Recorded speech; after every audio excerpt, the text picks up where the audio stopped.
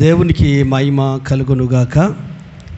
నేరుగా దేవుని వాక్యంలోకి వెళ్దాము. సమూయేలు గ్రంథము 8వ అధ్యాయము మొదటి నుండి కొన్ని వచనాలు మీరందరూ నాతో పాటు చదవగలిగినట్లుగా ప్రతి ఒక్కరు చదవాలి. ఎందుకంటే వాక్యం మీకు పరిచయం కావాలి. సమయం వృధా చేయకుండా మొదటి నుంచి కొన్ని 15 వచనాల వరకు చదువుకుందాం. సమూయేలు వృద్ధుడైనప్పుడు తన కుమారులను ఇజ్రాయేళ్ల మీద న్యాయాధిపతులుగా నియమించెను. అతని జ్యేష్ఠ కుమారుని పేరు యావేలు, రెండవ వాని పేరు అబీయా. వీరు బెయేర్షెబాలో న్యాయాధిపతులుగా ఉండిరి. అతని కుమారులు అతని ప్రవర్తనను అనుసరింపక ధనాపేక్షలై లంచములు పుచ్చుకొనుచు న్యాయమును త్రిప్పివేయగా ఇజ్రాయేల్ పెద్దలందరూ కూడి రామాలో సమూయేలు వద్దకు వచ్చి, చిత్తగించుము, నీవు వృద్ధుడవు, నీ కుమారులు నీ ప్రవర్తన వంటి ప్రవర్తన కలవారు కారు గనుక సకల జనుల మర్యాద చొప్పున మాకు ఒక రాజును నియమింపుము, అతడు మాకు న్యాయం తీర్చునని అతనితో అనిరి. మాకు న్యాయం తీర్చుటకై రాజును నియమింపుమని వారు అనిన మాట సమూయేలు దృష్టికి ప్రతికూలముగా ఉండెను గనుక సమూయేలు యెహోవాను ప్రార్థన చేసెను. అందుకు యెహోవా సమూయేలునకు సెలవిచ్చినదేమనగా, జనులు నీతో చెప్పిన మాటలన్నిటి ప్రకారము జరిగింపుము. వారు నిన్ను విసర్జింపలేదు కానీ తమ్మును ఏలకుండా నన్నే విసర్జింపి ఉన్నారు. వారు నన్ను విసర్జించి ఇతర దేవతలను పూజించి నేను ఐగుప్తులో నుండి వారిని రప్పించిన నాటి నుండి నేటి వరకు తాము చేయుచూ వచ్చిన కార్యములన్నింటి ప్రకారము వారు నీ ఎడల జరిగించుచున్నారు. వారి చెప్పిన మాటలు అంగీకరించుము. అయితే వారిని ఏలబోవు రాజు ఎట్టివాడగునో నీవు సాక్షివై వారికి దృఢముగా తెలియజేయుము. సమూయేలు తనను రాజు అడిగిన జనులకు యెహోవా మాటలన్నీ వినిపించి ఇలాగూ చెప్పెను, మిమ్మును ఏలబోవు రాజు ఎట్టివాడనగా, అతడు మీ కుమారులను పట్టుకొని తన రథములను తోలుటకును తన గుర్రములను కాపాడుటకును వారిని ఉంచుకొనుటకును కొందరు అతని రథముల ముందర పరిగెత్తుకునుటకును మరియు అతడు వారిని తన సైన్యములో సహస్రాధిపతులుగాను పంచాధిపతులుగాను నియమించును. తన భూములను దున్నుటకు వాటి పంటను కోయుటకు తన యుద్ధాయుధములను తన రథములను సామానులను చేయుటకు వారిని ఏర్పరచుకొనును. మీ కుమార్తెలను భక్షకారిణులుగాను బోనకత్తులుగాను రొట్టెలు కాల్చువారిగాను పెట్టుకొను. మీ పొలములో మీ ద్రాక్ష తోటలలో ఓలివ తోటలు శ్రేష్టమైన వాటిని తీసుకొని తన సేవకులకు ఇచ్చును. మీ ధాన్యములోను ద్రాక్ష పండ్లలోను 10వ భాగము తీసి తన పరివారమునకు సేవకులకు ఇచ్చును. ఆమేన్. హల్లెలూయా.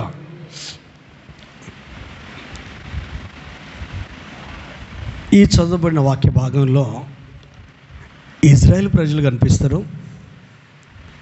సమూయేలు యొక్క కొడుకులు కనిపిస్తారు, సమూయేలు కనిపిస్తాడు. హల్లెలూయా. మనం ఈ లోకంలో జీవిస్తున్నాం కనుక చక్కగా దేవుని ఆలోచనలో మనకు అర్థమైతేనే ముందుకెళ్ళగలుగుతాం ఆత్మీయంగా. సమూయేలు గురించి మంచి సాక్ష్యం ఉంది. సమూయేలు గురించి కానీ ఈ ప్రజలు వచ్చి ఏమంటున్నారంటే, సమూయేలు గారు మీరు ముసలోళ్ళు అయిపోయారు. దేవుడు అల్లా, గుర్తుపెట్టుకోండి, దేవుడు అల్లా, ఇజ్రాయేల్ ప్రజలు అంటున్నారు. తర్వాత మీ కొడుకులు న్యాయాధిపతులుగా ఉన్నారు కదా, వాళ్ళు లంచం తీసుకొని తప్పుడు తీర్పులు తీరుస్తున్నారు. ఇంకొక మాట ఏమంటున్నారంటే, నీ కొడుకులు నీలాంటి వాళ్ళు కాదు, నీలాగా ప్రవర్తించే వ్యక్తులు కాదు. ఇక్కడ మనం గమనించాల్సింది, ఈ కారణాలను చూపి వీళ్ళ హృదయంలో ఉన్న చెప్తున్నారు ఏంటంటే, సకల జనుల మర్యాద చొప్పున మాకు ఒక రాజును నియమించు. ఎందుకు? నువ్వు ముసలుడు అయిపోయావు, నీ కొడుకులు ఇలాంటి వాళ్ళు కాదు, కాబట్టి మాకు ఒక రాజును నియమించు. అసలు దేవుడు ఏం కోరుకున్నాడు ఇశ్రాయేలు ప్రజల విషయంలో? మీరే నా స్వకీయ సంపాద్యము, మీరే రాజులైన యాజక సమూహమని ముందుగానే నిర్గమకాండములో దేవుడు చెప్పాడు. మీరే నా స్వాస్థ్యం. ఈ మధ్యకాలంలో యూట్యూబ్ ట్రావెలర్ యెరూషలేము గురించి వీడియోలు పెడుతున్నాడు, ఉమా ట్రావెలర్. ఆ యెరూషలేములో ప్రతి సందుకు ప్రతి మూలకు వెళ్ళి ఆ యెరూషలేము యొక్క స్థితిని మొత్తం పల్లెటూరు వాతావరణము, ఎడారి వాతావరణము, అక్కడ పంటలు, అక్కడున్న హాస్పిటాలిటీ, ఆతిథ్యము, అసలు వారి ప్రేమ, ఆ దేశం గురించి వారికి ఉన్న తపన, తక్కువ జనాభా, అంటే దేవునికి పరిశుద్ధ భూమి అయిన యెరూషలేము గురించి, యెరూషలేము ప్రజల గురించి ప్రత్యేకమైన శ్రద్ధ ఉంది. చుట్టుపక్కల ఉన్న అరబ్బు దేశాలన్నీ శత్రు దేశాలే. ఆ చిన్న దేశాన్ని ఈ రోజు వరకు కూడా గెలవలేకపోతున్నాయి. కేవలము దేవుని కృప మాత్రం ఏర్పాటు. అయితే ఆత్మీయంగా వాళ్ళతో పాటు సమాన వారసత్వము దేవుడు క్రీస్తు ద్వారా మనకు అనుగ్రహించాడు. మనము రాజులము, యాజకులము. పేతురు గ్రంథకర్త చెప్తాడు కదా, చీకటిలో నుండి వెలుగులోనికి పిలిచిన వాని గుణాతిశయములు ప్రచురించు నిమిత్తము మీరు యాజక సమూహము, రాజుల వంశము, దేవుని సొత్తైన ప్రజ. విని ఉన్నాం కాబట్టి ఈ చెవులతో వినకండి ప్రతి మాట. Just imagination. రేవంత్ రెడ్డి ముఖ్యమంత్రి అవుతారు అనుకున్నారా? కాంగ్రెస్ వస్తుంది అనుకున్నారా? వచ్చింది, ముఖ్యమంత్రి అయ్యాడు. హల్లెలూయా. రేవంత్ రెడ్డి కంటే మహా కొమ్ములు తిరిగిన ఉన్నారు, వయసులో పెద్దవాళ్ళు, కార్గే అసలు వాళ్ళు, లేకపోతే ఇంకా పెద్ద వాళ్ళు ఉన్నారు కాంగ్రెస్లో. అంటే దేవుడు ఎన్నుకుంటే, దేవుడు ఏర్పాటు చేసుకుంటే నీ స్థాయితో సంబంధం లేదు, నీ కులంతో సంబంధం లేదు, నీ మతంతో సంబంధం లేదు, నీకున్న జ్ఞానంతో సంబంధం లేదు, నీకున్న రూపంతో సంబంధం లేదు. ఎందుకంటే ఆయన నిన్ను క్రీస్తులో జగత్తు పునాది వేయబడక ముందే ప్రేమ చేత చూశాడు. హల్లెలూయా. ఈ ప్రజల్ని మోషే అహరోనులను పంపించి విడిపించాడు. వీళ్ళ చరిత్రలు మనం తెలుసు, వీళ్ళ బ్రతుకులు మనకు తెలుసు, వీళ్ళు నడిచిన విధానం మనకు తెలుసు. కానీ వీళ్ళు ఏదన్నా ప్రాబ్లం వస్తే కొడుకులు అన్యాయం చేస్తున్నారు, వారి ప్రవర్తన సరిగా లేదు అని మొదట వీళ్ళు ఇశ్రాయేలు ప్రార్థన చేయాలి. రెండవది, సమూయేలు వృద్ధుడైండు, కానీ దేవుడు మాట్లాడడం ఆపేశాడా సమూయేలుతో? ఆలోచించండి. దేవుడు మాట్లాడడం ఆపేశాడా? వయసు అడ్డం ఉందని ఆపేశాడా? అసలు క్రైస్తవ్యంలో రిటైర్మెంట్ ఉండదండి. సేవకులు కానీ విశ్వాసులు కానీ రిటైర్మెంట్ ఉండదు. ఎందుకంటే చివరి వరకు లాస్ట్ చనిపోతూ కూడా వాళ్ళు దేవుని పరిచయంలోనే చనిపోవాలి. చనిపోతూ కూడా ప్రార్థన చేసుకుంటూ బైబిల్ చదువుకుంటే చనిపోవాలి. విశ్వాసులైన సేవకులైనా దీనికి రిటైర్మెంట్ ఉండదు. పదవి విరమణ ఉండదు. దేవుడు ఏరి కోరి ఎన్నుకున్నాడు కదా. ఈ ఇజ్రాయెల్ ప్రజల ఆలోచన చూడండి, వీళ్లకు సకల జనుల మర్యాద కావాలట. అంటే ఆ దేశానికి రాజు ఉన్నాడు, ఈ దేశానికి మనకెందుకు రాజు ఉండొద్దు? అసలు రాజు ఎందుకు ఉండాలి అని అడిగాడేమో సమూయేలు. అందుకే వాళ్ళు అంటున్నారు ఏమని, నువ్వు ముసలోడివి. వరంగల్లో ఒక తండ్రి ఉన్నాడు, ఆయన పేరు ఐలయ్య, రెడ్డిళ్ళు, మున్నూరు కాపులు. మన బ్రదర్స్ అందరూ ఏమంటారు తెలుసా? ఎవరు వస్తాడా, బాగున్నావు అంటారు. మంచిగా అనిపిస్తుంది. వృద్ధాప్యంలో ఉన్న వ్యక్తి అదేం బూతు పదం, ముసలోడా అంటే అది ఇట్లనో అనిపిస్తుంది. అంతేనా కాదా? ఆయన అట్లే పిలుస్తారు. మోకాళ్ళ నొప్పులు ఉన్నాయి, దాదాపు 70 చిల్లర, 73, 74 ఉండొచ్చు. కానీ ఆయనను పేరు పెట్టి పిలవరు, ఏమని వస్తాడా అంటారు. దేవుని స్తోత్రం. అది ఎంత ఎనర్జీని ఇస్తుందో లోపల తెలియదు మాట కదా. కానీ ఈ ప్రజలు నువ్వు వృద్ధుడవు, ఇక నీకు చేత కాదు. మన ఇంట్లో జరిగేది కూడా అదే. నీకు వయసు అయిపోయింది, నువ్వేమాట్లాడకు, ఇక అయిపోయింది నీ చాప్టర్ క్లోజ్ అనొద్దు. చిన్న పిల్లల మనస్తత్వం వాళ్ళది. నీ కడుపున పుట్టిన పిల్లలు ఉన్నారే, ఆ పిల్లలు అంటూ వాళ్ళు ఎక్కువ బాధపడతారు, ఎక్కువ సంతోషిస్తారు, ఎక్కువ ఇదైపోతారు. కానీ సమయలకున్న మంచి గుణం ఏందో తెలుసా? తనకేం జరిగినా దేవునికి చెప్తాడు. హల్లెలూయా.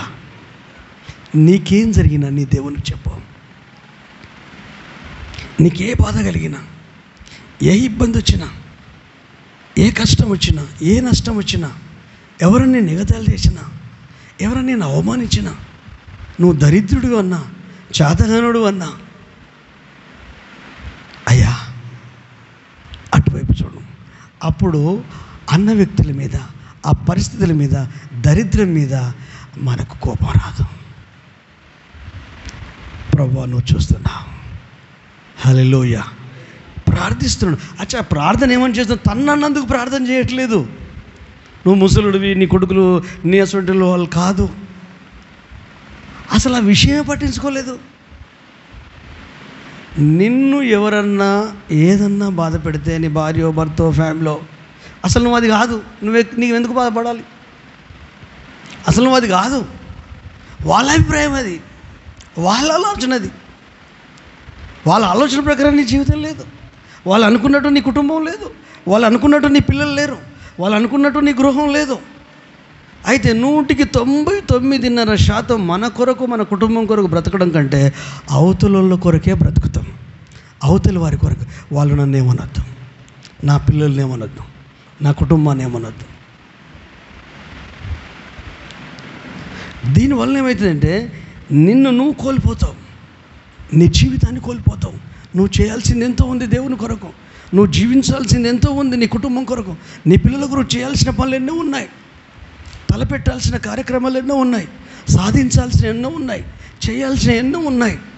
కాబట్టి ఈ సమూయేలు ప్రవక్త, ముసలోడా నీ కొడుకులు సరి అయిన వాళ్ళు కాదు. నిజంగా కొడుకులు మంచిగానే పెంచాడండి. ఏమండి, కొడుకులు మంచిగానే పెంచాడు. వయసు వచ్చిన తర్వాత పిల్లలు పాడవుతారండి, రెక్కలు వచ్చేస్తాయండి, అమ్మ నాన్నలు చెప్పినట్టు వినరండి, పెళ్ళి అయినా కాకపోయినా. అప్పుడు తల్లిదండ్రులను తిరుగుతారండి. ఇప్పుడు మనం స్కూల్కి పంపించేది వాడు మొద్దు కావాలని పంపిస్తామా, చదివి ప్రయోజకుడు కావాలని పంపిస్తామా? మరి మందిరంకి వచ్చేది మనం మారి నలుగురు దేవుడు మందిరానికి వచ్చేటట్టు కొరకు వస్తామా, లేకుంటే వచ్చిన వాళ్ళు బంధు కావాలనుకుంటామా? అందాదా? నువ్వు ఏది చేసినా, నువ్వు ఉద్యోగం చేస్తున్నావు, ప్రమోషన్ రావాలనుకుంటావు, నువ్వు ఉద్యోగం చేస్తున్నావు, జీతం పెరగాలనుకుంటావు. ఇప్పుడు రోజు వంట చేస్తుంటారని ఎప్పటికీ ఒక తిరిగానే ఉంటే బాగుంటుందా? ఈరోజు అందరి ఇంట్లో స్పెషల్ ఉంటుంది. ఎందుకు సండే స్పెషల్? కొంతమంది ఇంట్లో ఉండకపోవచ్చు, వాళ్ళు నిన్న చేసుకోవచ్చు స్పెషల్, మొన్న చేసుకోవచ్చు. కానీ ఎప్పటికి చింతపండు చదివింటే వైవిధ్యం ఉండాలి కదా, వైవిధ్యం ఉండాలి కదా, ఎప్పటికప్పుడు పరిణితి సాధించాలి కదా, ఎప్పటికప్పుడు ఇదైపోవాలి కదా. కొడుకులు బాగుండాలని దేవుడిచ్చిన బాధ్యతను వాళ్ళు న్యాయాధిపతులుగా చేస్తే దాన్ని నిలుపుకోలేకపోయారు. ఎందుకు నిలుపుకోలేకపోయారు? వాళ్ళకు డబ్బు పిచ్చి. డబ్బు పిచ్చి అంటే ఇప్పుడు మనం విన్నామే ఉపమానం, దాంట్లో ఫస్ట్ వజ్రాల వ్యాపారి 100, 80, 100, 80, 80 అయితే తర్వాత నేను రేపు వస్తాను. ఎందుకు వెళ్ళిపోయాడు ఈ వ్యక్తి? పిసునారి. అది లక్షల విలువ చేసే వజ్రము 100 రూపాయలకు వస్తుందంటే కళ్ళు మూసుకొని తీసుకోవాలి కదా, అక్కడ కూడా పిసునారే. అప్పుడప్పుడు చెప్తారు కదా, సొంత తల్లి దగ్గర కూడా అవసరం కొడతారట కదా, నిజమేనా? తల్లి అని కూడా చూడాలి. అంటే తీసుకోవాలనిపించినప్పుడు అది కట్ చేస్తూనే ఉంటుంది. కానీ ఆ కొడుకులను అట్లా పెంచలేదు. తల్లిదండ్రుల తప్పు లేదు. మీ పిల్లలు పాడవుతాయి, మీ తప్పు లేదు. పెంచాల్సిన రీతిగా పెంచారు, గాలికి వదిలిపెట్టలేదు. డబ్బునే వదిలిపెట్టవు, నీ పిల్లలు ఎందుకు వదిలిపెడతావు? రూపాయే వదిలికెళ్ళవు. చేతికి వచ్చిన స్వాస్థ్యాలను, బహుమానాలు ఎందుకు వదిలిపెడతావు? వాళ్ళకు విద్యాబుద్ధులు నేర్పుతాం, వివేకాన్ని నేర్పుతాం, ఒక మర్యాదను నేర్పుతాం, ఒక సంస్కారాన్ని నేర్పుతాం. లోక సంబంధమైన జ్ఞానాన్ని ఆ స్కూల్లోకి పంపితే వస్తుంది ఈ జ్ఞానం. కానీ ఇంట్లో సంస్కారం, ఇంట్లో మర్యాద, ఇవన్నీ నేర్పిస్తాం. వాళ్ళు పాడైతే మనం ఏం చేస్తామండి? ఈయనను తప్పబడుతున్నారు, నీ కొడుకులు నీలాంటి వాళ్ళు కాదు. అప్పుడు అంటారు, ఆ తండ్రి అసంటుడు కాదు, అక్కువ తల్లి అసంటుడు కాదు అనడం కంటే ప్రార్థన చేయి, ప్రార్థన చేయి. ఆ ధనాపేక్ష నుండి బయటపడడం కొరకు ప్రార్థన చేయి. ఇక్కడ ధనాపేక్ష ఉంది, ఇక్కడ ధనాపేక్ష ఉంది. ఇంకా దేన్ని గట్టిగా పట్టుకున్నారో, దేని మీద అపేక్ష ఉందో, దేన్ని పొందుకోవాలన్న అపేక్ష ఉందో, దేన్ని సాధించాలన్న అపేక్ష ఉందో. ఆశ మంచిది, అపేక్ష మంచిది కాదు. అచ్చ తెలుగు భాషలో చెప్పాలంటే ఆపచ్చని అంటారే. తృప్తి ఉండదు కుక్కకు, ఎంత తిన్నా ఇంకొంచెం కాదు, ఇప్పుడే తింటుంది మళ్ళీ తింటుంది. కుక్క తిండి కూడా కాతరత పడ, దానికి తృప్తి ఉండదు. కానీ ఈరోజు పరిశుద్ధాత్మ దేవుడు మీ గురించి మాట్లాడుతున్నారు. మీ పిల్లల్ని భయంలో పెంచారు, భక్తిలో పెంచారు, జ్ఞానంలో పెంచారు. వాళ్ళకి కావాల్సిన అన్ని ఏర్పాట్లు చేశారు. ఏది తక్కువ చేయలేదు. మీ స్థాయిని బట్టి, మీ స్థితిని బట్టి, మీ ఆర్థిక స్తోమతను బట్టి ఏది తక్కువ చేయలేదు. ఒకవేళ గవర్నమెంట్ స్కూల్లో చదువుకుంటుండొచ్చు, నో ప్రాబ్లం. ప్రైవేట్ స్కూళ్ళల్లో చదువుతూ ఉండొచ్చు, నో ప్రాబ్లం. మామూలుగా స్కూల్కి వెళ్ళిన పరిస్థితి ఉండొచ్చు, నో ప్రాబ్లం. వీటిని బట్టి కాదు, వీటిని బట్టి కాదు, వారి వారి స్తోమతను బట్టి వాళ్ళు పెంచుతారు. తిండికైతే చంపరు కదా, భోజనానికైతే చంపరు కదా. నీవు ఎప్పుడైతే పక్కింటిలతో పోల్చుకుంటావో, ఎదురింటిలతో పోల్చుకుంటావో, ఆ తల్లిదండ్రులతో పోల్చుకుంటావో, ఈ తల్లిదండ్రులతో పోల్చుకుంటావో, ఆ ఇంటి యజమానురాలతో పోల్చుకుంటావో, ఈ ఇంటి యజమానితో నువ్వు పోల్చుకుంటావో, అప్పుడు ఏమైపోతుంది? సమస్య వస్తుంది. ఎప్పుడు ఎవరితో పోల్చుకోవద్దండి. హల్లెలూయా. నాకైతే ఏ పాస్టర్లు, ఏ దైవజనులు ఎంత గొప్పగా వాడబడినా, లక్షల మంది వాళ్ళ దగ్గరికి వెళ్ళినా, అమ్మ ఆయన దగ్గరికి అంతమంది పోతాను, నా దగ్గరికి 200 మంది వస్తాను, 150 మంది వస్తాను అని నేను అనుకోకే బాధపడతా. నాకు అవసరం లేదు. నాకు ఇచ్చిన కుటుంబానికి సరి అయిన ఫుడ్ పెడతా, నాకు ఇచ్చిన ఫ్యామిలీ మంచిగా ఆత్మలో పోషిస్తా, నాకు ఇచ్చిన ఈ 10 మందిని ప్రభు కృపలో, వాక్యములో, ఆత్మలో, ఆర్థికంగా, భౌతికంగా ఎడ్యుకేట్ చేస్తా పరిశుద్ధాత్మ దేవుని సహాయంతో. వీళ్ళే రేపు పొద్దున 10 లక్షల మంది కావచ్చు. అయినా ప్రపంచాన్ని మనం ఏం మారుస్తామండి? ఒక్కరినే మారవలేం. మనం అనుకుంటాం నేను ఎవరినైనా మారుస్తాను. ఇప్పుడు పవన్ కళ్యాణ్ వచ్చిండు, నేను మొత్తం మార్పు అని వచ్చింది. చూద్దాం, మారిస్తే మంచిదే. కానీ ప్రపంచం మారదు, మనుషులు మారదు, అవినీతి పోదు, అక్రమాలు పోవు, మోసం పోదు, దుర్మార్గం పోదు, అన్యాయం పోదు. ప్రపంచాన్ని చూస్తూ ఉంటే, ఆ సంఘటనలు చూస్తూ ఉంటే, ఆ ట్రోలింగ్ చూస్తూ ఉంటే అసలు మనిషిగా ఎందుకు జన్మించామరా ఈ భూమి మీద అనిపించే అంత వెగటు, అసహ్యం పెరుగుతుంది జనాలకు. నేను అనుకున్నాను అనుకో, సంఘాన్ని మొత్తం నేను మారుస్తా అంటే ప్రభునాథుడు ఫస్ట్ నువ్వు మారంటాడు నన్ను. నువ్వు మారిన నిన్ను ఎవరన్నా గుర్తిస్తే వారి లోపల మార్పు వస్తుంది. కానీ వాళ్ళని మారమని మాత్రం అనకు. మారలేరు. మనుషులు మారితే మనం మారేవారిమి కాదు. ఎవరిని మార్చలేరండి. నేను చెప్తున్నాను, నేను 2013 నుంచి ఇప్పటి వరకు నేర్చుకున్న సూత్రం ఏంటంటే, నాకు నేనే మారాలి, మీకు మీరే మారాలి.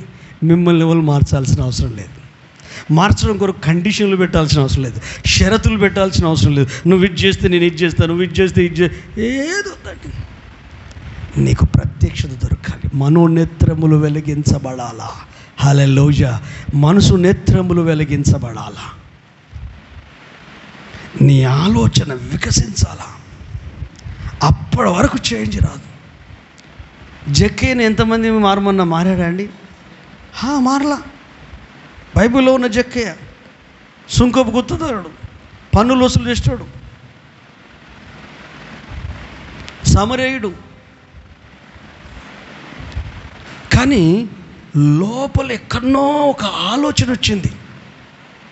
ఆ ఆలోచన అతన్ని నిద్రపోనివ్వలేదండి. ఆ వచ్చిన భావం అతన్ని నిద్రపోనివ్వలేదండి. ఆయనను ఎలాగైనా చూడాలి, ఎలాగైనా చూడాలి, ఎలాగైనా చూడాలి అన్నది మాత్రమే జీవం పోసుకుంది, ఊపిరి పోసుకుంది, పురుడు పోసుకుంది ఆలోచన. ఇక అంతే. ఈ శరీరం ఏం చేయట్లేదు, కానీ ఆ ఆలోచనకి సహకరిస్తుంది. పలానా ఎరుకో పట్టణానికి వచ్చాడట, తెలిసింది. ఆయన గురించి విన్నాను, ఆయన జీవిత లైఫ్ స్టైల్ గురించి విన్నాను, ఆయన చేసిన కార్యాలను గురించి విన్నాను. అలాంటి వ్యక్తిని చూడాలని అనిపిస్తుంది. ఈ చూడాలని అనిపించడానికి తన జీవితానికి సంబంధం లేదండి. మూర్ఖుడే, దుర్మార్గుడే, పాపే, అందరి చేత చెడ్డోడు అనిపించుకున్న వ్యక్తే. కానీ ఆ వ్యక్తికి పవిత్రమైన కోరిక కలిగింది, పరిశుద్ధుడైన యేసయ్యను చూడాలని. ఆ ఆలోచన లోపల బలం పొందుకుంది. అవకాశం రాని వచ్చింది, ఎరుకో పట్టణానికి వచ్చాడు.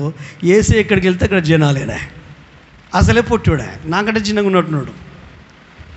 కాబట్టి వెళ్తే జనము మనను చూడగానే, ఓ నువ్వు వచ్చావా చూడడానికి, నీ చరిత్ర ఎవరికి తెలియదు, నీ బతుకు ఎవరికి తెలియదు, నీ లైఫ్ ఎవరికి తెలియదు. 10 రూపాయల పక్కకు ఒక సున్నా పెట్టి 100 రూపాయలు వసూలు చేసి 10 రూపాయలేమో గవర్నమెంట్ రోమ ప్రభుత్వంలోకి, 90 రూపాయలు నీ అకౌంట్లోకి. అంత మోసం, లంచం, అన్యాయం, దుర్మార్గం, ద్రోహము అని ఎన్ని రకాలుగా మాట్లాడినా ఆయనకు పట్టదే. అటుపోయి చూస్తాడు, ఇటుపోయి చూస్తాడు. కాలసంద్రకి వెళ్ళిపోతే వీడే వడ్రాన్ని చూస్తే జక్కే, ఊరు నువ్వు చూడడానికి వచ్చావా యేసయ్యను?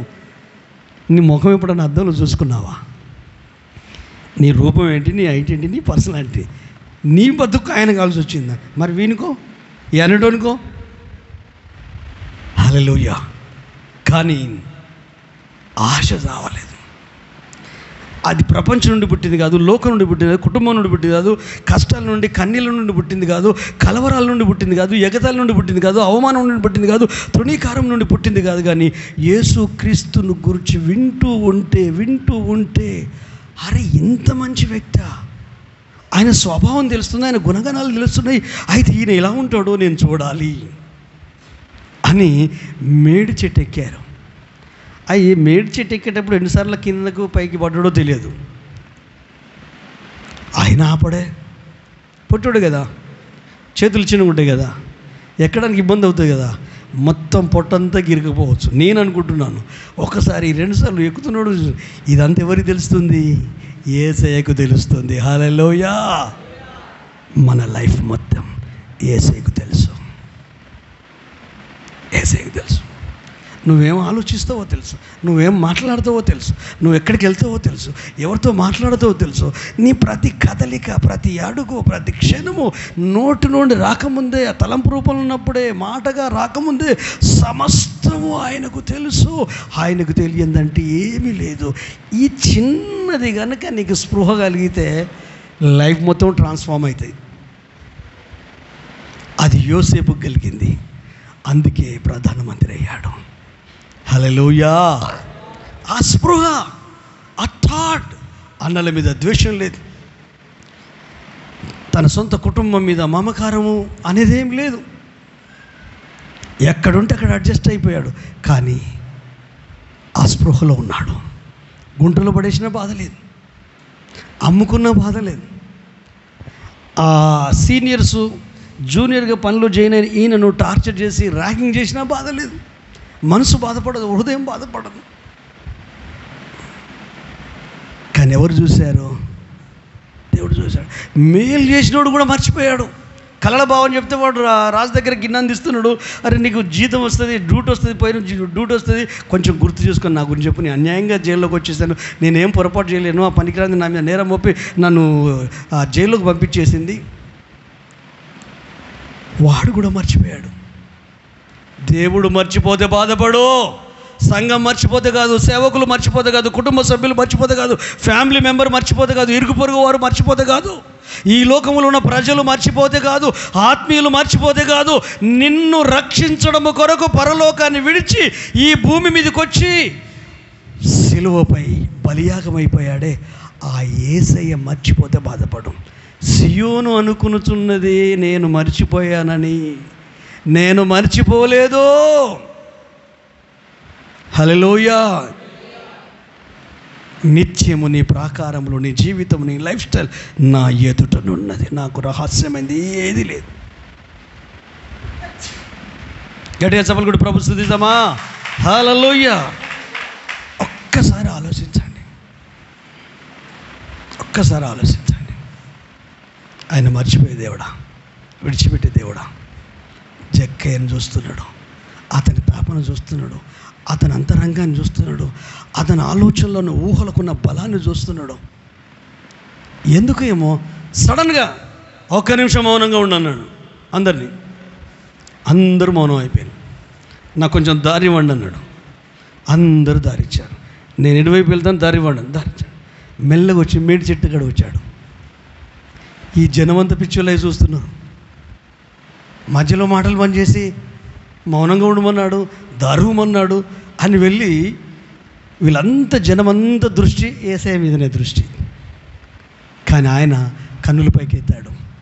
జక్కయ్య, త్వరగా దిగుము, నేడు నేను నీ ఇంట నుండవలసి ఉన్నది.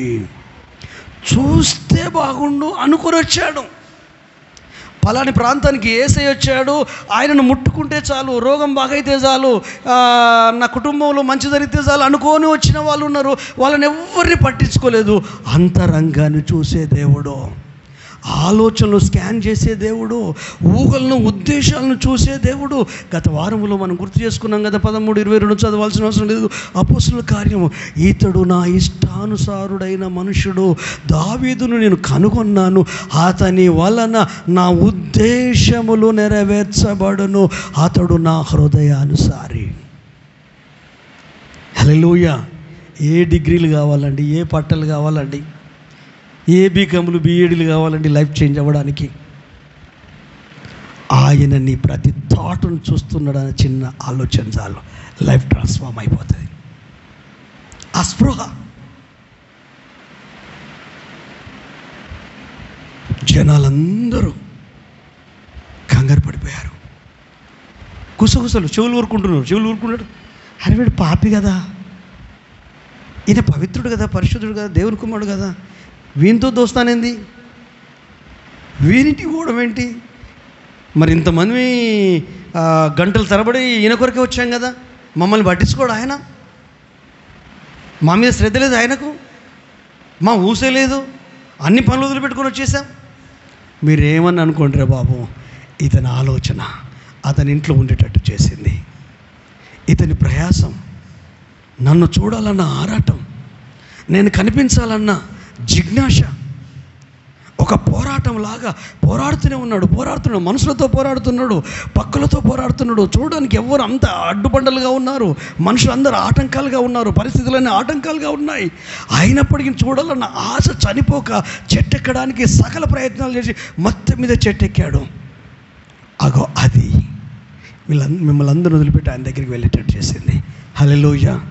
ఈరోజు నీ ఇంటికి కూడా రావాలనుకుంటున్నాడు, నీతో కూడా ఉండాలనుకుంటున్నాడు, నీ ఇంట్లో ఉండాలనుకుంటున్నాడు, నీ ఒంట్లో ఉండాలనుకుంటున్నాడు, నీ గుండెలో నివాసం చేయాలనుకుంటున్నాడు. అలాంటి ఆశ నీకుందా?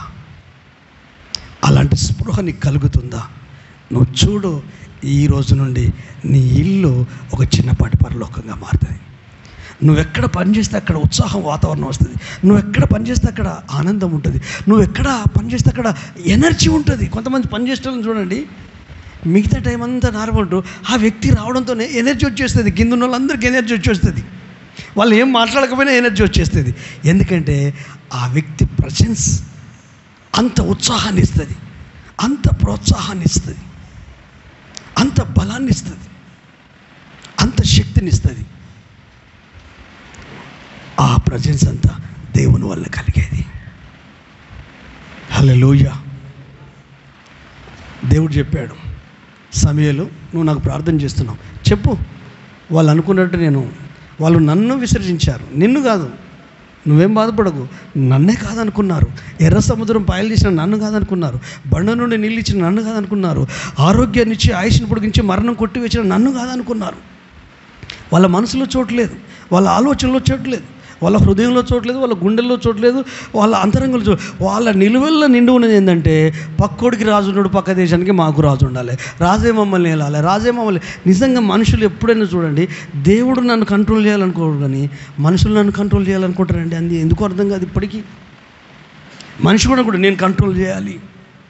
మీరు నమ్మండి నమ్మకపోండి, సంఘ కాపరిగా ఎవరిని కంట్రోల్ చేయాలన్న ఆలోచన నాకు లేదండి. ఒక తండ్రిగా ఎడ్యుకేట్ చేస్తా మిమ్మల్ని, ఒక స్నేహితుడిగా, వెల్విషర్గా మీ ఆలోచనలు వికసింపజేసేటట్టు మిమ్మల్ని ఆలోచింపజేస్తా. మార్చలేను, వంట చేసి పెడతా. నువ్వు తిని జీర్ణించుకుంటే బ్లడ్లో శక్తి వస్తుంది. హల్లెలూయా. తెలియక లేనిపోని రూల్స్ అంతా పాస్టర్లు పెడతారు, ఇట్లా అట్లా అని పెడతారు. ఎందుకంటే మనం కండిషన్స్ పెడితే, షరతులు పెడితే ప్రజలు నటించడం మొదలు పెడతారండి, యాక్షన్ చేస్తారు. భార్య యాక్షన్ చేసినట్టు, భర్త యాక్షన్ చేసినట్టు. భర్త లేనప్పుడు మంచిగా ఉంటారు, ఇష్టారాజ్యం. ఆయన వచ్చినాక సెట్ అయిపోతారు. ఇదేం దరిద్రం. లేకముందు కూడా అలా ఉండాలి, ఉన్నా కూడా అలా ఉండాలి. మీ కారు శబ్దమో, మీ బండి శబ్దమో, మీ ఆరోగ్యం అంత ఇల్లు సెట్ అయిపోతుంది. వీళ్ళకు భయపడా నటన వద్దు. ఆల్వేస్ దేవుడు నీతోనే ఉన్నాడు, అన్ని సమయాలు నీతోనే ఉన్నాడు. రోగం వచ్చినప్పుడు నీతోనే ఉంటాడు, బాధ వచ్చినప్పుడు నీతో ఉంటాడు. ఆయనను చూడు, ఆయన ఆలోచన తొంగి చూడు, ఆయన మనసును తొంగి చూడు. నిన్ను బలపరచడానికి ఆయన ఉన్నాడు, నిన్ను విడిపించడానికి ఆయన ఉన్నాడు, నిన్ను అభిషేకించడానికి ఉన్నాడు, నిన్ను ఆనందంతో నింపడానికి ఆయన ఉన్నాడు. ఆయన నిన్ను విడిచిపెట్టాడు, ఆయన ఎడబాయడం. స్త్రీ గర్భంలో పుట్టిన చంటి బిడ్డను మరిచిన వాళ్ళు మరుస్తారేమో, కానీ నేను నిన్ను మరవను. నా అరచేతుల మీద చెక్కి ఉన్నాను. నా మనసు మారదు, నా ఆలోచన మారదు. ఇప్పుడు మన భావాలన్నీ మారుతాయి, కానీ దేవునికి నీ ఎడలున్న భావం ఏ రోజన్నా మారుద్దా అండి? అబద్ధం ఆడకుండా చెప్పండి. నా భావం మారవచ్చు, నీ భావం మారవచ్చు, కానీ నువ్వు నమ్మిన దేవుడు తన మనసుని ఎప్పుడన్నా మార్చుకోగా చూసావా ఎప్పుడన్నా? చూసావా? మీ భర్త భావం మారుతుంది, మీ భార్య భావం మారుతుంది, మీ పిల్లల భావం మారుతుంది. ఒకరినొకరు కలుసుకొని భక్షించినట్టు ఇట్లా ఉరిమురు చూస్తుంటారు మీకు మీరే. భర్తను భార్య చూస్తే, భార్యను భర్త చూస్తే. కానీ యేసయ్య ఎప్పుడూ ప్రేమమయుడే. హల్లెలూయా. ప్రేమతోనే సామ్రాజ్యాన్ని స్థాపించాడు. ప్రేమే గెలుస్తుంది, ప్రేమ ఎప్పుడు ఓడిపోదు. ద్వేషం ఓడిపోతుంది, కక్ష ఓడిపోతుంది, ఈర్ష్య ఓడిపోతుంది, ఏహీభావం ఓడిపోతుంది. వాటికి ఎక్కువ లైఫ్ ఉండదు, ప్రేమకు లైఫ్ లాంగ్ ఉంటుంది. హల్లెలూయా. ప్రేమ శ్రేష్టమైంది, అది అగాపే ప్రేమ, అది దేవుని ప్రేమ. నా యేసయ్య ఎడల నీకు ఆ ప్రేమ ఉందా? ఆయన ప్రేమ ఎప్పటికీ ఒక నదిలాగా ప్రవహిస్తుంది. పరమగీతం ఆరని ప్రేమ, ఆర్పజాలని ప్రేమ, క్రీస్తు యేసు కల్వరి ప్రేమ, ప్రతి పాపి దగ్గరికి ప్రవహించే ప్రేమ, జీవనది, చెరువు కాదు, ఎప్పటికీ పారే సెలయేరు, అందులో జీవం ఉంటుంది. అది డెడ్ సీ కాదు, మృత సముద్రం కాదు. నీవు జీవం కలిగిన దేవుని ఆలయం. హల్లెలూయా. నీకు రాజు యెహోవానే, ఆయనే నిన్ను ఏలాలి. ఇజ్రాయెల్ ప్రజల్లాగా ఒక అధికారి మిమ్మల్ని ఏలొద్దు, ఒక పాస్టర్ సంఘాన్ని ఏలొద్దు, పెద్దలు సంఘాన్ని ఏలొద్దు, ఒక తండ్రి కుటుంబాన్ని ఏలొద్దు. బాధ్యత వహించాలి ప్రేమతో. పెత్తనం చేయడం వేరు, కుటుంబం మీద సంఘం మీద పెత్తనం చేయడం వేరు, కానీ ప్రేమతో బాధ్యత వహించడం వేరు. బాధ్యతలో భారం ఉంటుంది, బాధ్యతలో సాక్రిఫైస్ ఉంటుంది, బాధ్యతలో కష్టపడే మనస్తత్వం ఉంటుంది, బాధ్యతలో జ్ఞానం ఉంటుంది, బాధ్యతలో ఓర్పు ఉంటుంది, బాధ్యతలో ఓపిక ఉంటుంది, బాధ్యతలో వివేకం ఉంటుంది. హల్లెలూయా. అది దేవుని మూలంగా కలుగుతుంది. ఇజ్రాయెల్ ప్రజలు అటు సమూయేలును అంటున్నారు, తిట్టాలండి. నిర్లక్ష్యం చేసినట్టు కదా. నువ్వు ముసలుడు అయినా, ఇక నువ్వు మాకు సేవ చేయలేవు. ఏం సేవ చేశాడు ఆయన? దేవుడు మాట్లాడింది ప్రజలకు చెప్పాడు. ఆయనతో మాట్లాడుతున్నాడు కదా దేవుడు. మాట్లాడడం ఆపేశాడా? ఏలికి ఆపేసినట్టు ఆపేయలేదు కదా. మరి ప్రాబ్లం ఏంటి? నీ వయసు ప్రాబ్లం, నీ ముసలితనం ప్రాబ్లం. అసలు అది ప్రాబ్లమే కాదు. లేదు మీ కొడుకులు ప్రాబ్లం. వాళ్ళు న్యాయాధిపతులు కదా, వాళ్ళు ఎక్కడ న్యాయం చేశారు? అరే మనుషులను ఎందుకు చూస్తావయ్యా? అన్యాయం చేసే వ్యక్తులను చూస్తావు. వాళ్ళు నా కొడుకులే, నా పిల్లలే. వాళ్ళని అట్లా పెంచలేదు నేను. నా తర్వాత వాళ్ళు ప్రవక్త కాలేదు. మరి నేనేం చేయను? నేను అన్నీ నేర్పించాను, అన్నీ ఇచ్చాను. కొంతమంది తల్లిదండ్రులు ఇప్పటికీ ఏడుస్తున్నారు, నా పిల్లల్ని అట్లా పెంచలేదయ్యా, నా ఫ్యామిలీని అట్లా పెంచలేదు, నేను అట్లా పెంచలేదు. మరి ఏం చేయాలి? వింటలేడు. నా బిడ్డ వింటలేదు, నా కొడుకు వింటలేడు. వాళ్ళకి రెక్కలు వచ్చినాయి, నేను లెక్కలేదు. అరే ఈ రెండు కారణాలను బట్టి దేవుణ్ణి పక్కకు పెట్టడం ఏంటి? ఆత్మీయతను పక్కకు పెట్టడం ఏంటి? ప్రార్థన జీవితాన్ని పక్కకు పెట్టడం ఏంటి? వాక్యాన్ని పక్కకు పెట్టడం ఏంటి? ప్రభు నడిపించిన విధానాన్ని పక్కకు పెట్టడం ఏంటి?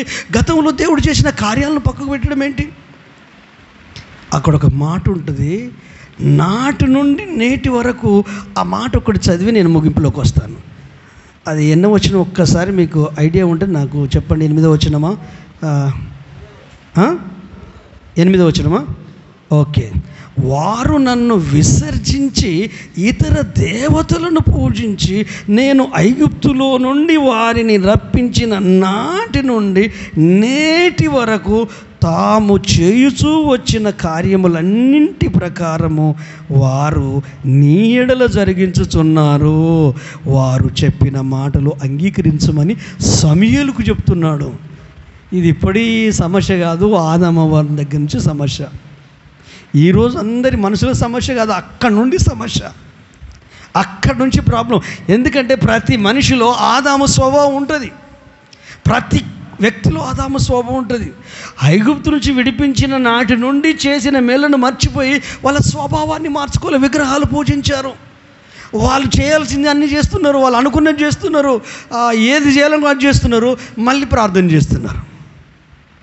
సరే, నో ప్రాబ్లం. వాళ్ళకు నచ్చినట్టే చెయ్యి, వాళ్ళకి మనసును నచ్చినట్టే చెయ్యి, రాసును ఏర్పాటు చేయి. ఈరోజు ప్రభు మనతో మాట్లాడే విషయం ఏంటంటే, నీ మనసుకు నచ్చినట్టు నువ్వు చేయకు. నీకు ఆలోచన ఏది వస్తే అది చేయకు.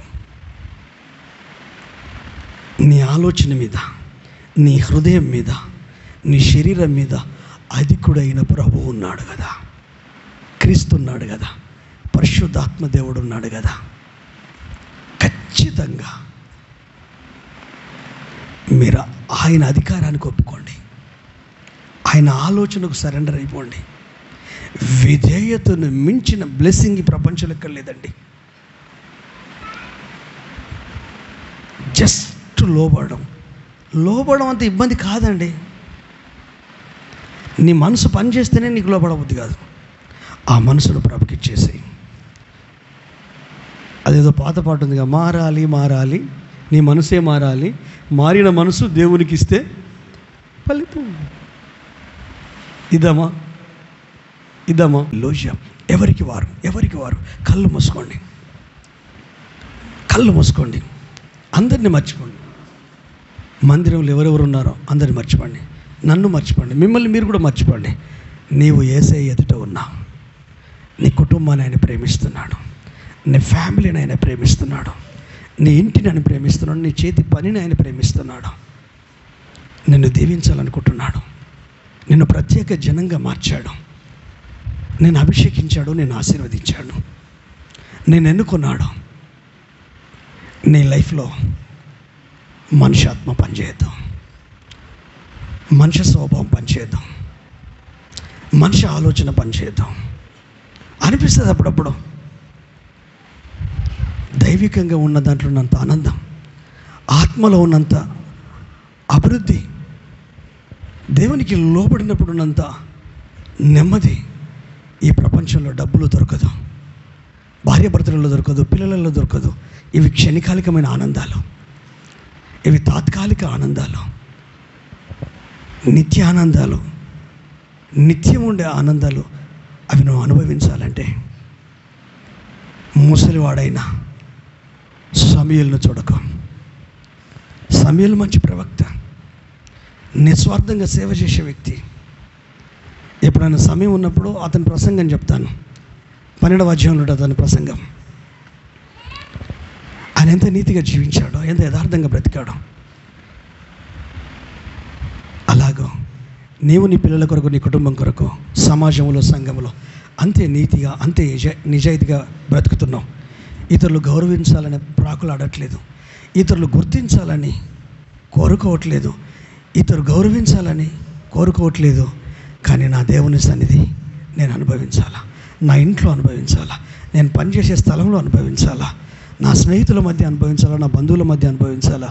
నేను ఆయన కుమారుని కదా, ఆయన కుమార్తెని కదా, నన్ను స్వీకరించాడు కదా సొంత కుమారునిగా, కుమార్తెగా. ఆయన మహిమ కొరకు, కృపాకీర్తికి మహిమ కలగడం కొరకు, ఆయన దయా సంకల్పం చొప్పున జగత్పునాది వేయబడక ముందే క్రీస్తులో ప్రేమ చేత ఏర్పాటు చేసుకున్నాడు కదా. నేను ఆయన సొత్తు, నేను ఆయన బిడ్డను, ఆయన నా సొత్తు, నేను ఆయన సొత్తు. అందుకే నేను విడిపించాడు, అందుకే నేను రక్షించాడు, అందుకే ఆయుష్ను పొడిగించాడు, అందుకే ఆరోగ్యం ఇచ్చాడు, అందుకే ఉద్యోగం ఇచ్చాడు, అందుకే కంటి నిండా నిద్రిస్తున్నాడు, అందుకే ఆశీర్వాదం ఇచ్చాడు. అన్నీ ఇచ్చిన దేవుణ్ణి మర్చిపోతున్నావా? నీ మనసుకు నచ్చినట్టు జీవిస్తున్నావా? నీ హృదయంలో కోరిక కలిగినట్టు ప్రవర్తిస్తున్నావా? లేక నీకు నువ్వే రాజుగా, నీకు నువ్వే అధికారిగా, లేక ఇతరులు నన్ను ఏలాలని ఇతరులకు అప్పగించుకుంటున్నావా? ఇతరుల కంట్రోల్లోకి వెళ్ళిపోతున్నావా? డబ్బు ఒకవేళ దాని కంట్రోల్కి వెళ్తే అది నీకు అధికారి అయింది. పాపం నేను కంట్రోల్ చేస్తే అది నీకు అధికారి అయిపోయింది. లోకము నేను కంట్రోల్ చేస్తే అది నీకు అధికారి అయిపోయింది, రాజు అయిపోయినట్టే. లేక వేరే బాగా నీ మనసుకు నచ్చినవి వాటినే నీ గుడిలో పెట్టుకొని వాటి కొరకు నీ విలువను కోల్పోతున్నావా? నీ వ్యక్తిత్వాన్ని కోల్పోతున్నావా? నీ మంచి మనస్తత్వాన్ని వదిలేసుకుంటున్నావా? నీ కుటుంబం మామూలు కాదు సహోదరుడు నువ్వు మామూలు కాదు, చెల్లె నువ్వు మామూలు కాదు, తమ్ముడు, అన్న, అక్క, సహోదరుడు, నీవు క్రీస్తులో ఏమై ఉన్నావో ఒక్కసారి గుర్తించు. దాని కారణం నువ్వు మనసు పెట్టాలా. ఇంతకాలం లోకం మీద పెట్టావు, ఇంతకాలం ఎదుటి వ్యక్తుల మీద పెట్టావు, ఇంతకాలం సమస్యల మీద పెట్టావు, ఇంతకాలం కుటుంబ సభ్యుల మీద పెట్టావు, ఇంతకాలం పిల్లల మీద పెట్టావు, డబ్బు మీద పెట్టావు, ఆస్తి మీద పెట్టావు, అంతస్తు మీద పెట్టావు, వాటి మీద పెట్టావు. అవేవి పర్ఫెక్ట్గా లేవు. నువ్వు చూసే ప్రతిదీ, నువ్వు ఆలోచించే ప్రతిదీ ఏది పర్ఫెక్షన్గా లేదు. బాధ, కన్నీళ్ళు, దుఃఖము, వేదన, కృంగుదల, నిరాశ, ఆందోళన, భయము, టెన్షన్ ఇవన్నీ కలిగించాయి అవి. కానీ నువ్వు యేసు మీద మనసు పెట్టి చూడు, యేసయ్య ఆలోచన మీద మనసు పెట్టి చూడు, ఆయనలో నువ్వేమై ఉన్నావో చూడు, ఆయన నేను ఎందుకు రక్షించాడో చూడు. ఉంటాయి ఈసడింపులు, ఉంటాయి హేళనలు ఉంటాయి. నువ్వు ముసలుడు అంటున్నారు అనని, నో ప్రాబ్లం. వయసు పడింది కాబట్టి అంటున్నారు అనని. కొడుకులు కూతుర్లు మంచోళ్ళు కాదు కాబట్టి అంటున్నారు అనని. కానీ మనం ప్రార్థన చేద్దాం, ఆ మాట నా మనసు మీద పడొద్దు, ఆ ఇబ్బంది, ఆ నింద నా హృదయాన్ని గాయం చేసి నా ప్రభులో ఉన్న నా వ్యక్తిత్వాన్ని, ఆత్మీయతను నేను కోల్పోవద్దు అని ప్రార్థన చేసుకుందాం. ప్రభుని అడుగుదాం. అనే వాళ్ళ కొరకు ప్రార్థన చేద్దాం, లోకం కొరకు ప్రార్థన చేద్దాం, ఇతరుల కొరకు ప్రార్థన చేస్తాం. ఇబ్బంది పెట్టే మన సొంత కుటుంబం కొరకు ప్రార్థన చేద్దాం, ఇబ్బంది పెట్టే మన సొంత సంఘం కొరకు ప్రార్థన చేద్దాం, ఇబ్బంది పెట్టే సేవకుల కొరకు ప్రార్థన చేద్దాం, సంఘాల కొరకు, సహవాసుల కొరకు ప్రార్థన చేద్దాం, పైనున్న అధికారుల కొరకు ప్రార్థన చేద్దాం, ఇరుగు పొరుగు వారి కొరకు ప్రార్థన చేద్దాం, అజ్ఞానంతో ప్రవర్తించే ప్రతి వ్యక్తి కొరకు ప్రార్థన చేద్దాం. అసలు నిజంగా వాళ్ళ ప్రవర్తన అది కాదు, వాళ్ళ లైఫ్ స్టైల్ అది కాదు, తెలియదు. ఎందుకు ఆ పక్కన్న కుటుంబం అలా ప్రవర్తిస్తుందో, ఎదురున్న కుటుంబం అలా ప్రవర్తిస్తుందో, ఎందుకు సొంత ఫ్యామిలీ వ్యతిరేకంగా ఉంటుందో, నిజమైన ప్రవర్తన అది కాదు వాళ్ళది. ఎందుకు అలా అయిపోయారో తెలియదు. కానీ ఈరోజు నీవు చేయాల్సింది ఏంటంటే, సమూయేలులాగా దేవునికి ప్రార్థన చెయ్యి. అయ్యా, నేను ఎదుర్కొన్న పరిస్థితులు ఇలా ఉన్నాయి, వీళ్ళు నన్ను పక్కకు పెడుతున్నారయ్యా, నా మాటకు విలువిస్తలేరయ్యా, నా వయసును తప్పుపడుతున్నారయ్యా, నా పిల్లల్ని మంచిగానే పెంచానయ్యా, కానీ ఆ పిల్లలకు ప్రవర్తన సరిగా లేకపోతే నన్ను రంభంతో కోసినట్టు తూట్లు తూట్లుగా పొడిచినట్టు చేస్తున్నారయ్యా, నేను భరించలేకపోతున్నానయ్యా అని ప్రార్థన చేయట్లేదు. కానీ అయ్యా వాళ్ళు సంతోషంగా ఉంటారట. ఒక అధికారి వాళ్ళ మీద పెత్తనం చేస్తే, ఒక మనిషి వాళ్ళ మీద పెత్తనం చేస్తే వాళ్ళు సంతోషంగా ఉంటారయ్యా, అది నాకు బాధ అనిపిస్తుందంటే ప్రభు అంటాడు, రేపిచ్చోడా, వాళ్ళు నన్నే విసర్జించారు, నిన్ను కాదు. నువ్వు నా దాసుడివి, నిన్ను విసరిస్తే నన్ను విసర్జించినట్టే, నిన్ను తప్పుపడితే నన్ను తప్పుపట్టినట్టే. వాళ్ళు నన్నే విసర్జించారు. నీ ద్వారానే కదా నా ప్రత్యక్షతను కనపరుచుకున్నది, నీ ద్వారానే కదా నా శక్తిని కనపరిచింది, నీ ద్వారానే కదా ఈ ఇజ్రాయేల్ 12 గోత్రాలను నడిపించింది, నీ ద్వారానే కదా వాళ్ళకు తీర్పులు న్యాయం జరిగేటట్టు చేసింది, నీ ద్వారానే కదా యుద్ధాలకు ఎక్కడికి వెళ్ళాలి, ఎలా జయించాలి అని చెప్పి మరి యుద్ధాలలో జయం ఇచ్చింది. మరి నువ్వెందుకు కంగారు పడుతున్నావు? ఐగుప్తు నుండి ఈరోజు వరకు వాళ్ళ మనసు మారాల, వాళ్ళ ఆలోచనలు మారలే. మానవ స్వభావమే అంతండి, నరుని మనసే అంతండి, మనిషి అంతండి. మనిషి మనసు పరమ దుర్మార్గం. ఏం దుర్మార్గం అంటే, నేను ఒక్కనే మంచోడిని, ఈ ప్రపంచంలో ఎవ్వరు మంచోళ్ళు కాదు. మరో మాటలు చెప్పాలంటే, నేను ఒక్కనే మంచోడిని, ప్రతి ఒక్కడు దుర్మార్గురాలే. ఎవరిని మార్చలేం, ఏ మనుషుల్ని మార్చలేం. కానీ మార్చగలిగే యేసుకు నువ్వు అవకాశం ఇచ్చి చూడు. జక్కయ్యలాగా యేసు గురించి ఆలోచించి చూడు, యేసు స్వభావం గురించి ఆలోచించి చూడు, యేసు మనస్తత్వం గురించి ఆలోచించి చూడు. 3.5 సంవత్సరాలు సశరీరుడిగా నీకు నాకు లాగా భూమి మీద జీవించి అడుగుజాడలు మాదిరి లైఫ్నిచ్చాడు. పెద్ద బోధకులు కాదు, హల్లెలూయా, పెద్ద అపోస్తలులు కాదు, స్థానిక సంఘ కాపరి కాదు, సంఘములో ఉన్న ఏ వ్యక్తి కాదు. వాళ్ళని చూసి నేర్చుకోండి. కానీ మాదిరి, యేసుకు మించిన మంచి మాదిరి లేదు. అడుగుదామా? సమయం 10 అవుతుంది, నేను ముగించబోతున్నాను. అడుగుదామా? ప్రార్థిస్తామా? కృతజ్ఞతలు చెల్లిద్దామా? హల్లెలూయా, ప్రైజ్ ద లార్డ్, హల్లెలూయా, హల్లెలూయా, హల్లెలూయా. ఎవరికి వారు ప్రార్థిస్తామా? మనస్ఫూర్తిగా 1 minute చిన్న ప్రార్థన. ఈరోజు దేవుని ఆత్మకార్యం జరగాల, పరిశుద్ధాత్మ దేవుని కార్యం జరగాల. చాలా బాధల్లో ఉన్నావు, చాలా గుండె చెదిరిపోయావు, చాలా మానసికంగా కృంగిపోయావు, అసలు జీవితం అంతా చప్పగా ఉంది నీ బ్రతుకు. ఏదో బ్రతుకుతున్నావు, ఉద్యోగం చేస్తున్నావు, గుడికి వస్తున్నావు, పిల్లలు పోషిస్తున్నావు, ఏదో వంట చేసుకొని తింటున్నావు, ఏదో అట్లా జస్ట్ ఉన్నామా లేమని. కానీ ఆ ఆనందాన్ని మిస్ అయ్యావు, ఆత్మీయతను మిస్ అయ్యావు, ఫ్లెడ్జ్ని మిస్ అయ్యావు, ఉన్నత అనుభవాలను మిస్ అయ్యావు. అంత చప్పుడు అనిపిస్తుంది. సంతోషం లేదు. ఎంత జనరల్గా నార్మల్గా సామాన్యంగా బ్రతుకుతున్నావు. ఒక్కసారి ఆలోచిస్తావా సహోదరి, సహోదరుడు? ఒక్కసారి ఆలోచిస్తావా? ప్రభువా, నేను అవకాశం ఇస్తానయ్యా, జక్కయ్యలాగా. అయ్యా, ఇంట్లో అడుగు పెట్టావు, ఒంట్లో అడుగు పెట్టావు, అతన్ని ఎవరు మార్చలేదయ్యా, అతను నువ్వేం వాక్యం కూడా చెప్పలేదు. అతనే అంటున్నాడు, మనసులో మార్పు, ఆలోచనలో మార్పు, ప్రవర్తనలో మార్పు. అన్యాయంగా తీసుకున్న వారికి 4 గంటలు ఇస్తా, సగం ఆస్తి బీదలకు ఇచ్చేస్తా. అప్పుడు అంటాడు, నిజంగా ఇతడు అబ్రహాము కుమారుడే. దేవుని నుండి సాక్ష్యం పొందుతామా?